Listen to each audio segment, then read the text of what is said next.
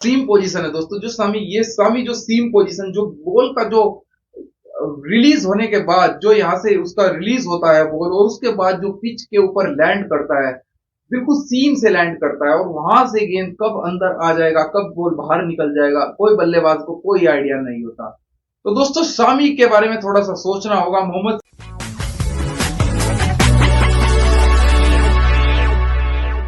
स्वागत है आपका एक बार फिर से क्रिकेट की चर्चा में।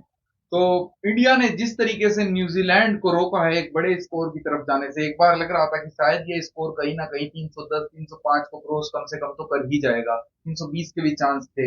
लेकिन जिस तरीके से भारतीय गेंदबाजों ने डेथ ओवर्स के अंदर गेंदबाजी की, स्पेशली बुमराह और शामी ने बहुत जबरदस्त गेंदबाजी दोस्तों। ऊपर से जिस तरीके से दो विकेट जल्दी गिरने के बाद रचित रविंद्र और मिचेल की जो पार्टनरशिप लगी थी, उसे देखकर ऐसा लग रहा था कि शायद लंबा स्कोर बनेगा दोस्तों। 40 ओवर में 220 रन थे, 40 ओवर में 220 रन थे, और 36-37 ओवर के आसपास ये टीम 200 पार कर चुकी थी। लग रहा था मिचेल जिस तरीके से सेट खेल रहा है, या दूसरे एंड पे लथम आया था, या उससे पहले रचित रविंद्र खेल रहा था, कि शायद 310-20 बनेगा। ज्यादा बात नहीं करेंगे, कमाल का काम किया है गेंदबाजों ने। अब बारी है बल्लेबाजों की, शायद चेज हो जाएगा। जिस तरीके से ड्यू आ रखा है अभी वहां पर, ड्यू बहुत जबरदस्त है, गेंद अभी भी गिला हो रहा था इस आउटफील्ड में, मुश्किल हो रहा था। तो मुश्किल होगा अगर अंडर द लाइट्स गेंद स्विंग शुरू में जो होगा उसको थोड़ा बहुत ठीक तरीके से खेल गए, तो चेज बिल्कुल मुश्किल नहीं होने वाला है। मुश्किल होगा न्यूजीलैंड के लिए। ज्यादा बात नहीं करेंगे, बात करने आया हूं सिर्फ सामी की। सामी दोस्तों, सामी मेरी हर वीडियो में, जो पिछले में 4 या 5 वीडियो डाली थी सामी के ऊपर, कि सामी क्यों नहीं प्लेइंग 11 में, ये क्या मतलब, कप्तान को ये दिखाई नहीं दे रहा था क्या इतना बड़ा प्लेयर बिठाया हुआ है बेंच के ऊपर, इतना बड़ा डेथ ओवर स्पेशलिस्ट बॉलर। हालांकि सिराज विकेटें ले रहा है, पहला तो कंपैरिजन में इसका सिराज के साथ ही कर रहा था, क्योंकि सिराज की जगह, सामी की जगह पर ही सिराज खेल रहा है टीम के अंदर। ठाकुर या अश्विन जो खेलते हैं उनका एक अपना कंपटीशन है, वो एक अलग स्लोट है। वो 8वें बल्लेबाज के रूप में कप्तान देखना चाहता है कि 8वां एक ऐसा बल्लेबाज मिल जाए जो गेंदबाजी भी कर ले और बल्लेबाजी भी। वो उस स्लोट की लड़ाई है, लेकिन असली जो शामी की लड़ाई है वो सिराज के साथ है। इस स्लोट के ऊपर असली लड़ाई थी, साबित कर दिया दोस्तों।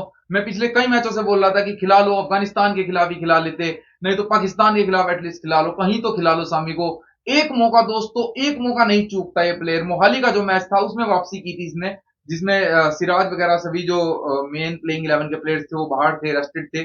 उस मैच में वापसी की, मोहाली की गर्मी के अंदर, वहां 37-38 डिग्री टेम्परेचर में जो गेंदबाजी की, ऑस्ट्रेलिया के खिलाफ पंजा खोला था वहां, और आज फिर से वापसी की, आज फिर से पंजा खोला दोस्तों। कमाल का मोहम्मद सामी है, कमाल का ये मोहम्मद सामी, कमाल की इसकी स्विंग यॉर्कर, कमाल की सीम पोजीशन, बहुत जबरदस्त। मतलब दिल खुश हो गया दोस्तों। आज कप्तान को थोड़ी आंखें खोलनी चाहिए और देखना चाहिए कि आगे के मैच के लिए हार्दिक अंदर आता है टीम के अंदर, तो बाहर चाहे किसी को भी करे दोस्तों, लेकिन सामी यहां से बाहर नहीं होना चाहिए। सामी को यहां से बाहर बिल्कुल नहीं करना चाहिए। मैं कहता हूं सिराज को बिठाए, बुमराह को बिठाए, किसी को बिठाए, लेकिन सामी बिल्कुल यहां से बाहर नहीं होना चाहिए। सामी अगर बात बाहर होता है तो बिल्कुल भी ये न्याय नहीं होगा सामी की इस परफॉर्मेंस के साथ।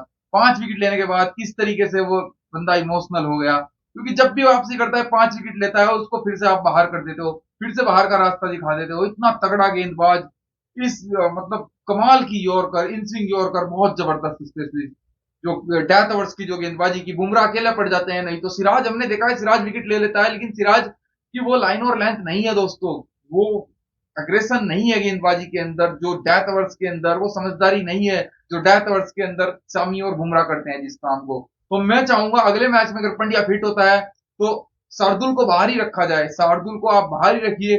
फास्ट बॉलिंग अगर कंडीशन है तो सामी को लेके आइए, स्पिन बॉलिंग अगर कंडीशन है तो सिराज को बाहर कीजिए और अश्विन को लेके आइए, क्योंकि आप पिच टू पिच चेंज करने की बात कर रहे थे, आप कंडीशंस की बात कर रहे थे। इस बंदे ने दिखाया कहीं भी खिला लो, किसी भी कंडीशंस में खिला लो। दूसरे भी गेंदबाजी कर रहे थे, लेकिन उसकी गेंदबाजी में, सामी की गेंदबाजी में जो पैनापन था दोस्तों, गजब का पैनापन, गजब की गेंदबाजी, गजब की यॉर्कर्स। मतलब इससे बढ़िया और कोई गेंदबाजी हो ही नहीं सकती। इस लेवल पर एक सेट बैट्समैन बल्लेबाजी कर रहा है। मिचेल लगभग सेंचुरी पूरी कर चुका था, 40वें ओवर में दोस्तों उसकी सेंचुरी पूरी हो गई थी। लास्ट के 10 ओवर में लगभग उसने 20-25 रन ही करके दी अपनी टीम को, 25 से 30 रन। तो वहां आकर सामी ने जिस तरीके से यॉर्कर पे यॉर्कर, और जिस तरीके से गेंद को स्विंग कराया, पिच से कोई मदद हो या ना हो, कोई मदद नहीं चाहिए पिच से इस गेंदबाज को। अपनी जो कलाइयों का जादू है उसको दिखाता है विकेट के ऊपर। हल्का सा स्पंजी बाउंस इस विकेट में था, और वहीं से गेंद को इस तरीके से डेथ ओवर्स में आगे गेंदबाजी की। मुश्किल हो गया, टैलेंटर्स को तो बहुत मुश्किल होता है शामी को खेलना, बड़े बड़े बल्लेबाज नहीं खेल पाते हैं। तो दोस्तों मैच के बाद एक वीडियो करेंगे, उसके बाद मिलेंगे। स्पेशली सामी के ऊपर बोलना था बस थोड़ा कि सामी की वापसी बहुत दिल खुश हुआ देखकर, जिस तरीके से पहली गेंद पर ही विकेट ली सामी ने और जाते जाते अपना पंजा खोल दिया, 5 विकेट पूरे लिए। तो वीडियो को लाइक करें, तब तक शेयर करें एंड चैनल को सब्सक्राइब करें। Thank you.